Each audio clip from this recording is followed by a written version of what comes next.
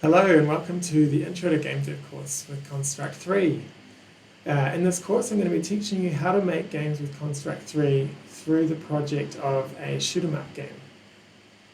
I just want to say quickly about Construct 3 that when I first read about it and saw it, I did think it was a little bit simple, probably because I've experienced as a game developer. But since I've used it a bit more, I've actually seen that you can build quite complex 2D games with it. And it even has an interface to write JavaScript code on top of its visual scripting interface. So yeah, it's a pretty deep and effective game dev engine. I've also heard anecdotally that a lot of people do use it in game jams, for example, to make their games, just because it works so quickly. It allows you to build games so quickly. Cool, so where we're heading. So I'll just show you what we're going to build first. So we're going to be building something like this space shooter here. You'll have a bit more freedom over the theme and look of it to choose your own assets. But yeah, basically a shooter where you can shoot things, build up a high score, and then maybe collect some ammunition, etc. So that's where we're going. And on the design of the game, so keep it simple on the design side for a start, but we want the player experience to be this twitchy action experience, so like they have to respond quickly, and it kind of tests their skills. The theme of the game, of my game anyway, is this futuristic space Star Wars-like look and feel. I'll say one more thing about game design before we leave this page, which is that obviously I've got a screenshot here of my finished game. But often game designers, before they start, they'll draw things on paper to get started, to visualize their ideas somehow. I've also seen them use playing cards for different types of games, and even little like figurines. So they come up with really clever ways to kind of try out, to prototype their games before they even construct a game in a studio at all. Okay. So let's get started with Construct then. So I'm going to now show you how to start your first project. So what I'll do for that is I'll just quickly log out so that we're right back at the start of this. And so when you come to the construct.net website, I highly recommend registering or logging in, because when you do, you get access to, you can basically write more lines of code than if you don't. It's fine to start with if you don't want to log in. But yeah, click on launch Construct 3, then launch the guided tour. This is how you get into the free version of it.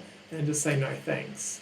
Okay, because we're going to start our own project. So we're going to click on new, and I'm going to call my game the Star Shooter. Okay, and you can call yours something more creative than that probably. And click create. And that's all we'll do. So that's going to be our starting point. So what I want you to do now is, I'd like you to, this is your challenge. Go ahead. You're going to build your own twitchy top-down shooter game or shmup game. So I want you to think of a theme for your game. So example themes are like germs or flying cars or maybe dino bots. So yeah, kind of think outside the box. It doesn't have to be a space shooter, but of course you can make it a space shooter if you want to. And then think of a name for your game. And don't worry too much about getting them perfect at the start, because they might change either the theme or the name or both further down the track. And then I want you to open a new Construct 3 project and save the project with the game's name. Lastly, I want you to share your idea. So we want to get in the practice as game developers of sharing our games to get other people's perspectives on them and how they play. So yeah, share your idea, tell someone near you about your game and the theme of your game. Okay, I hope that went well. So next, a little bit about how we build games in Construct. So in Construct 3, we have what's called a layout. So the layout is basically the world of the game. It's the space that the game lives in and plays in. On top of that, we have objects. So objects can be like the player spaceship, the enemy spaceships, even the text up here for score, as well as the background. They're all objects within the game. And lastly, we have behaviors in Construct 3. And behaviors are kind of the code that drives the objects to do certain actions. So for example, if I could give the player character, the player spaceship, a behavior of keyboard control, so that when I press keys on the keyboard, it moves in response. and I could also give the laser object a bullet behavior, which means it flies across the screen. Okay. So next step, we're going to now add a background to your first project. So in order to do that, we're going to right click in the middle of the grey area, that's your kind of world space, insert new object and go to something called a tiled background. Tiled background just means that when you, it kind of replicates or repeats itself across the scene. I'm going to click in the middle of the grey area, and then I'm going to load an image from file. I've already downloaded one, so I'm just going to grab that quickly, but I'm going to show you after this how to find your own artwork as well. So I'm going to use this thing called a seamless space background that I downloaded earlier. Seamless just means that when it repeats, that the edges all match up, like the kind of objects along the edges match up so they don't look like obviously not matching. So if I close that now, I have my space background in the world. I'll move it to the top left. It's generally where we put backgrounds. And then I'm going to stretch it across. So control mouse wheel to zoom in and out. And then I'm going to just grab this with the left mouse button. This is holding the mouse wheel to drag around. And I'll drag this to fit the world completely. I'm now going to lock it in place, because at the moment if I drag the left mouse button, it moves. I'm going to press Ctrl Z to undo that. But if I right click on it and then go lock and lock the selection, now when I drag the left mouse button, it just stays in place and doesn't move. The only other thing I'll point you to here is, you might have noticed that there's this little dotted line here in the top left. So that is the camera's view.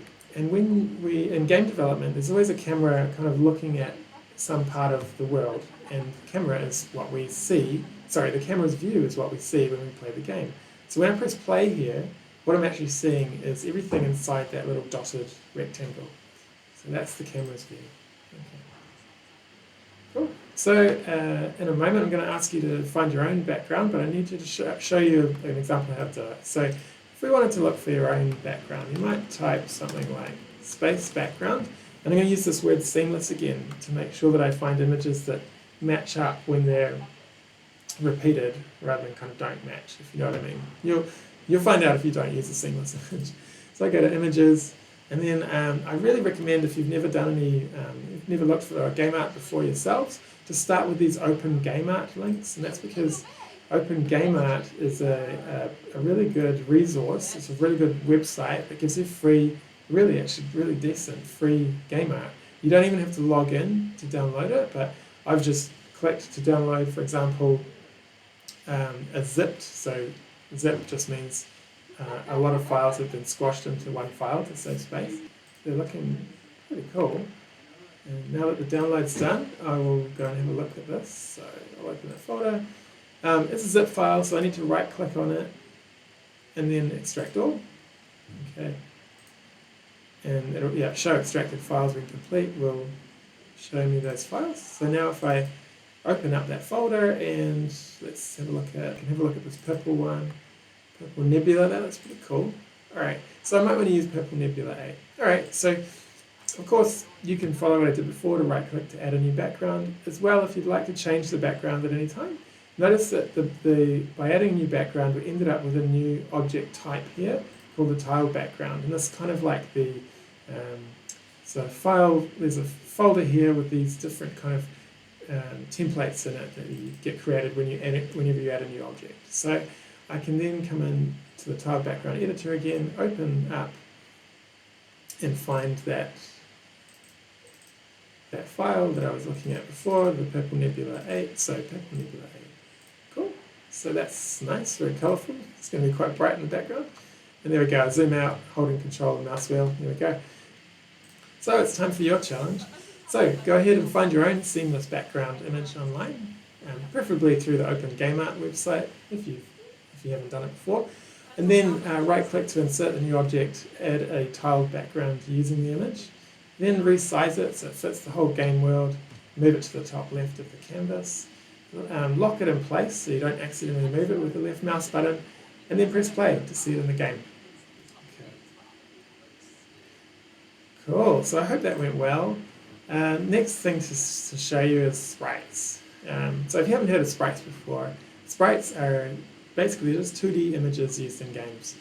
Most objects in the scene will actually be a sprite, and they usually have transparent backgrounds. So we can see here on the right that this is a character from one of my favourite games, Guns, Gore and Cannoli.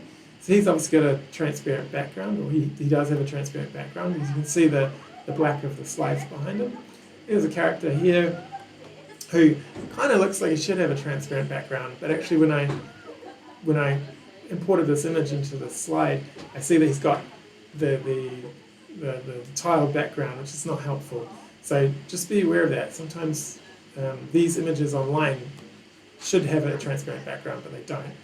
And underneath there's a game that I also like called Unpacking, which I'm not actually sure whether it uses 2D or 2D sprites or 3D objects, but it is entirely possible to create this game with 2D sprites, just drawing each object at a different angle.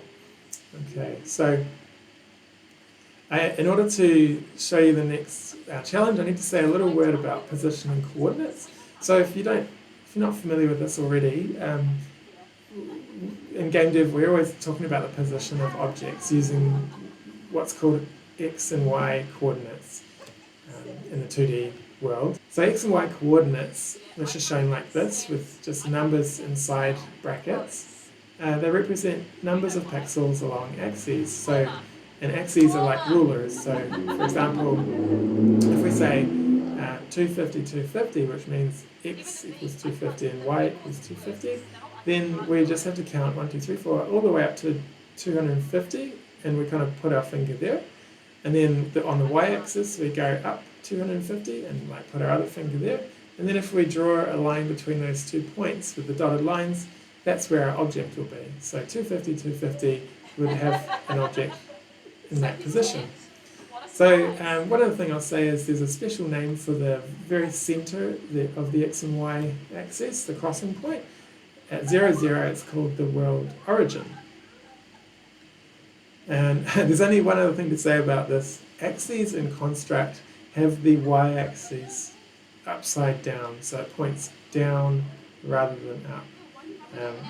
So what that means is, so again, if we use 250, 250 position, then the object in space would be underneath the x-axis rather than above it.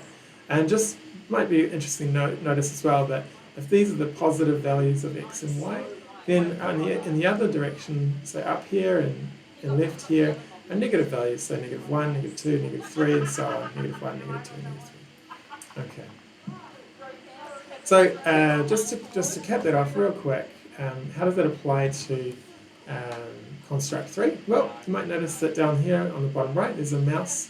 There's a couple of numbers inside brackets. They're the x and y values when we move the mouse around. So if I move my mouse all the way up to the top left of the world, that's roughly where the world origin is. So just to reinforce that for you, I can actually go ahead and draw the axes. So this is our y-axis going down here. That's y, and then I can draw in the red one as well for the x-axis. So the x-axis is going in this direction. Okay.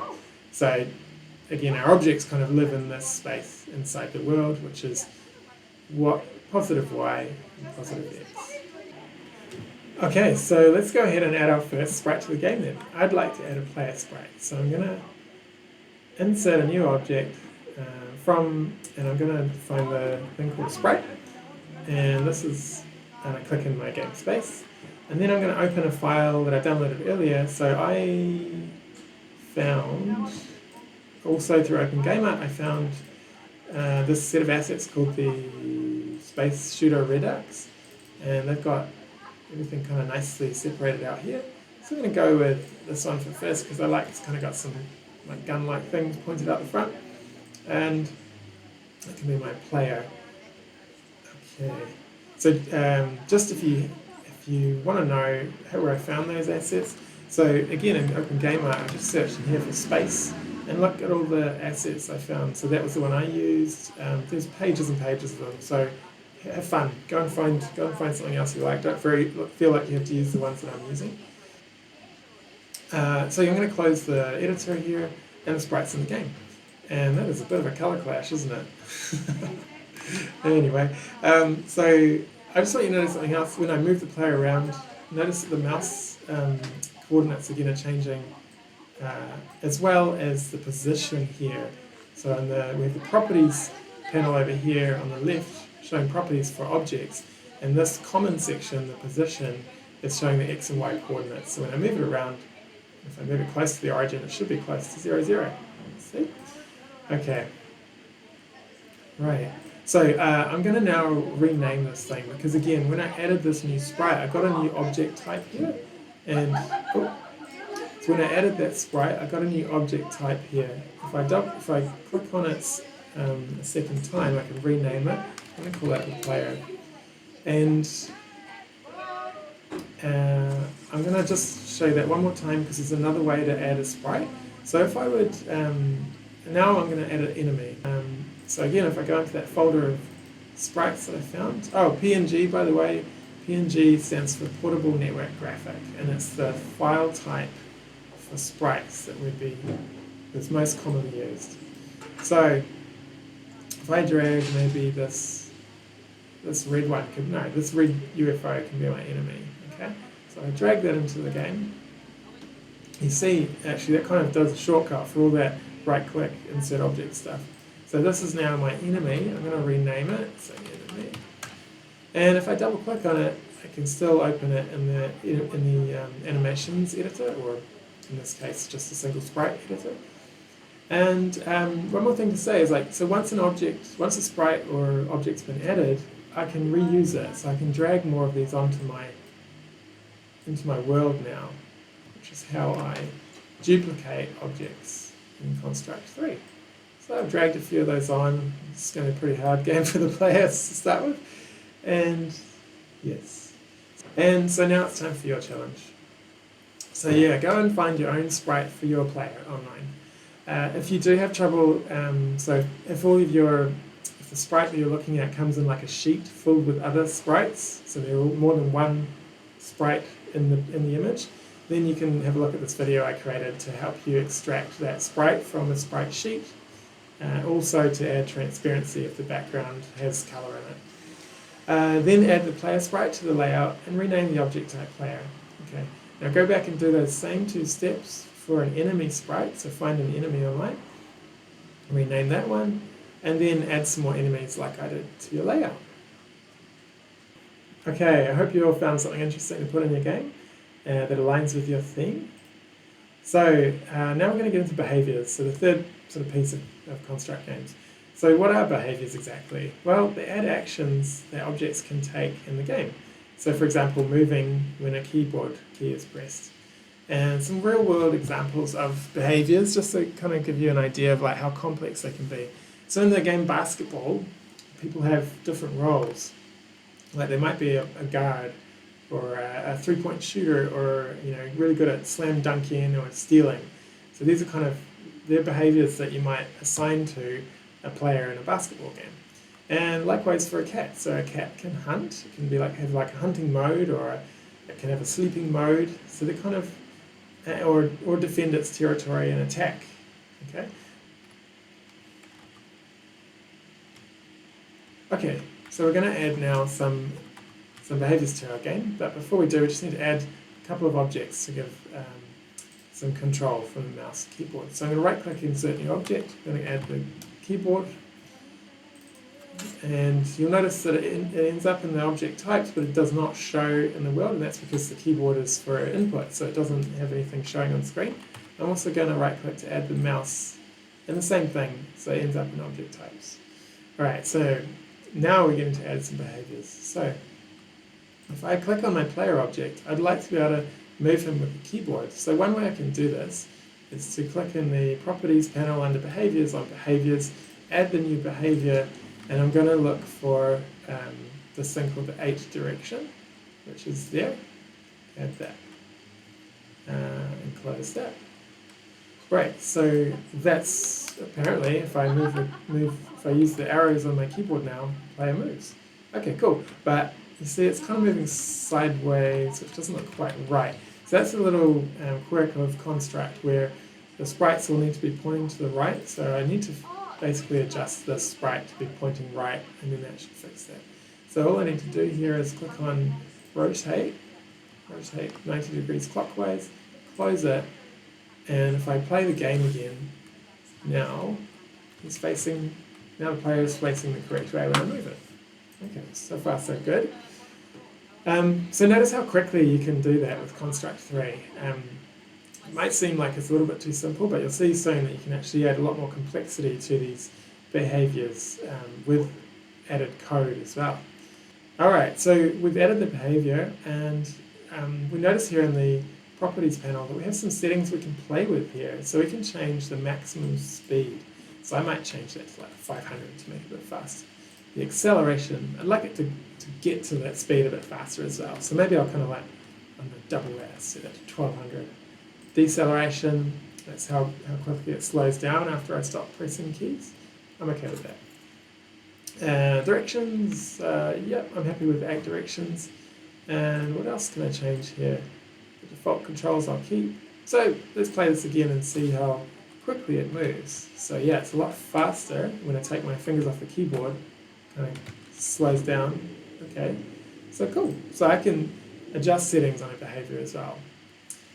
So I'm going to add a couple more behaviours now, and that's so that, and these are to make the camera follow the player around the world, and also to stop the camera kind of going off to these edges where the space doesn't exist. Okay, so to do that, I'm going to add these behaviours. So the first one is called scroll to.